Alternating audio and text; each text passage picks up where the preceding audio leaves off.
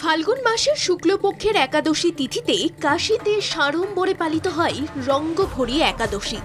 এই বিশেষ দিনে দেবাদিদেব মহাদেব ও দেবী পার্বতীর আগমনের স্মরণে উৎসবের আয়োজন করা হয়। শহর জুড়ে আনন্দের ঢেউ, মন্দিরে মন্দিরে পুজো আর বাতাসে আবিরের রং। পুরাণ মতে মহাশিবরাত্রির দিনে মহাদেব ও পার্বতীর বিবাহ সম্পন্ন হয়। এরপর ফাল্গুন মাসের শুক্লপক্ষের একাদশী তিথিতে মহাদেব তাঁর নববধূকে প্রথমবারের মতো কাশীতে নিয়ে আসেন।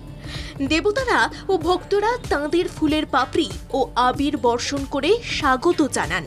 সেই স্মৃতিকে সম্মান জানিয়ে প্রতি বছর এই দিনে কাশীতে ধুমধাম করে রঙ্গভরি একাদশী পালন করা হয়। এই বিশেষ দিনে লক্ষ্মী নারায়ণের পাশাপাশি শিব পার্বতীর পুজো করা হয়। ভক্তরা ফুল, বেলপাতা ও আবির দিয়ে মহাদেব ও পার্বতীর চরণে অর্ঘ্য নিবেদন করেন। সন্ধ্যায় মন্দিরে বিশেষ আরতির আয়োজন করা হয়। কর্পূরের আলোয় দীপ প্রজ্বলিত হয়। রঙ্গভরি একাদশী থেকেই শুরু হয় কাশীর রঙের উৎসব।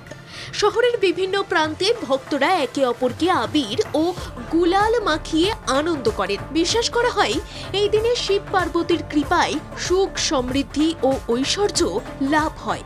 ভক্তদের মতে এই উৎসব শুধু ধর্মীয় আচার নয়, এটি প্রেম, একতা ও আনন্দের প্রতীক। তাই প্রতি বছর রঙ্গভরি একাদশী কাশীতে শুধু ভক্তরা নয়, দেশ বিদেশের বহু পর্যটকদেরও আকর্ষণ করে। Bureau report, Bangla চাকো।